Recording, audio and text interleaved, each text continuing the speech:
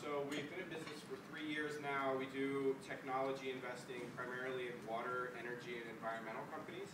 Prior to that, I was in mergers and acquisitions for a utility firm. I lived in Austin, Texas, and Philly, but I was involved in about 50 businesses, enterprise values from 1 to 250 million of each of those companies. I also ran a one-off corporate venture capital arm for this company. They're based in Bryn Mawr in the NYSE. One of the companies went IPO, so we had a nice exit there, and the others were sold. Prior to that, I'd also done some real estate development with some friends, built some small condo projects in Austin, and I had also convinced some really crazy people to give me $750,000 to run a derivatives portfolio, and that actually went well. But the point of all that is that I've raised money in a bunch of different ways, and it's all been challenging. But so that's my background. I'm here to talk about how to raise venture capital money, and I'll give my best perspective on that. So really, in private equity and venture, there are 4 ways to make money. You make money by investing in companies that have revenue growth. You can make money by applying leverage to the company. You can have multiple expansion, so you can invest at 5x multiple of EBITDA if you buy a company and sell at 10x, and you don't need anything else to improve, and you make money that way. Or you can find operational efficiencies in your company. For the point of venture capital, most people really only focus on revenue growth and multiple expansion. And multiple expansion, depending on whatever industry you're in, can be challenging. If you're in software, tech, you might pay very high multiples, assuming there is anything you can base a multiple on in the early revenue. So what are the top needs for venture capital? There's a lot of information out there today. I think it's probably easier than it ever has been to understand the science of what's important in raising venture capital money. I think number 1 by far is users. We look for that in our portfolio companies and potential investments. So I'll admit we're a little bit later stage because our investors were interested in doing us acting that way in our first fund.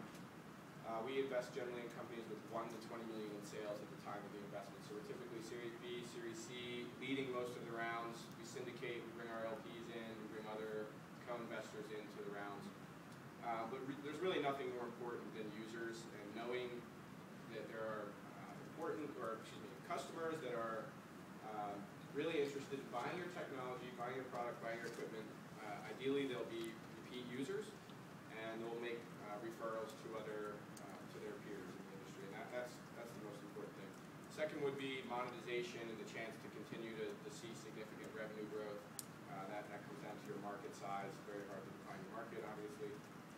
And third, I think, is the team. That's pretty obvious, but you're always investing in people, and a ton of things are going to go wrong. So you want to invest in really smart people. That doesn't necessarily mean they have to have the best credentials, but you look at their backgrounds and their experiences, you do a lot of reference checks and background checks on these people, and make sure the team's the right group and they can withstand all the major challenges that they're going to face every day. So I think really what is interesting, and I have a sort of an unorthodox background, I guess. I don't have an MBA. I didn't go to any Ivy League schools, and I just kind of forced myself into this situation and try to make all these things work. So I figured I could be a little bit unorthodox today and talk about what are some strategies for fundraising, because I think the science part is pretty straightforward, or it's available. I mean, it doesn't mean that it's going to be very hard to find a great CTO or a great marketing guy, or those are obviously very challenging, but it's kind of straightforward to go into a VC group with a great story, and knowing the science part of it.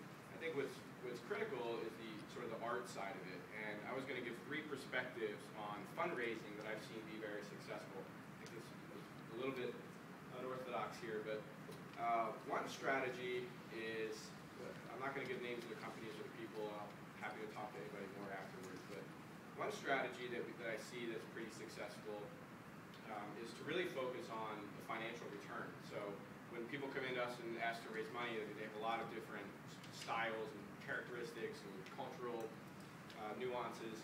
Some people really just focus on return. They'll just come in and say, I have this great team, this great technology. We would like you to invest $4 million. The pre-money valuation is X. Post-money is Y. We think we can grow at this rate.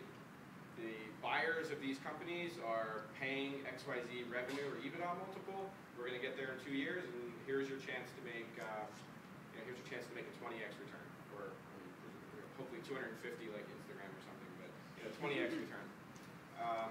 I mean, obviously everybody would run their own models, but you look at so many investments. I think we have 1,400 investments, and just in the water, environmental, and energy tech space over the last 2 years.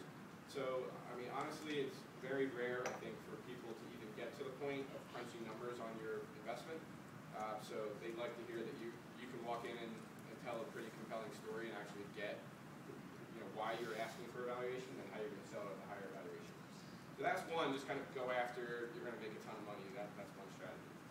Another strategy I've seen, which actually works pretty well, these next two require you to be extremely informed and intelligent and a bit chaotic. But one of them is to just walk in and have so many things going on. I told you this is unorthodox, but I've seen it work multiple times. Have so many things going on and have so much industry knowledge, both about your industry and ancillary industries, that you really can't be contained. You're like in the nucleus of an atom just flying around in hundreds of directions in microseconds, and that people think like, I really need to put my money with this person because they know what the hell they're talking about. They're brilliant. I will be smarter as a result of putting my money with them. They clearly know tons of people in their network, and that this is just something I want to be a part of. So the first one was, I'm going to get rich. The second one is this guy's networked, and I'm going to get a lot smarter. The third strategy I've seen that's actually, it can be pretty successful, is you walk in and you have a pretty conservative suit on, wear the tie, maybe even like a U.S. flag, if that's your nationality. And you know the audience, that's their nationality too. And you also want someone to set you up with some really good, tee you up as being a very brilliant person, very high level, you're really connected, and then walk in and be very deferential to the people that you're with. Like get coffee for the analysts in the room and just make them all feel like you put them all on a pedestal, and then come out over on top of them later by impressing them with your irrational, unjustified intelligence and market knowledge and industry understanding.